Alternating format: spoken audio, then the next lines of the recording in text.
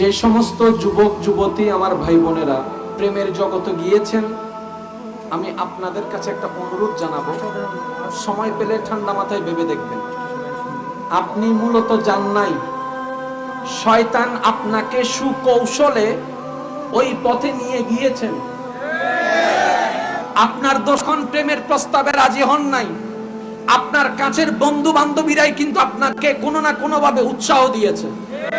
কেউ এমন বলেছে 2022 সালের যুগে একটা বয়ফ্রেন্ড নাই, একটা গার্লফ্রেন্ড নাই, তুমি আবার কেমন কলেজের ছাত্র, তুমি আবার কেমন ভার্সিটির ছাত্রী হলা, এইরকম কথা হয়তো কেউ বলেছে। কেউ বা এমনও বলেছে লাইফ মানে এনজয়, এখন মজা না করলে কখন মজা করবা। আমি শ্রদ্ধার সাথে বলি, এগুলো আপনার আল্লাহর নাফরমানি কাজে নিয়ে গিয়ে আল্লাহর অপ্রিয় বানানোর জন্য আপনার বন্ধু বান্ধবী পরিচিত মানুষকে কৌশলে ব্যবহার করে তাদেরকে দিয়ে আপনাকে সে কাজে নিয়ে গিয়েছেন। আপনার দোষ নাই ভাই।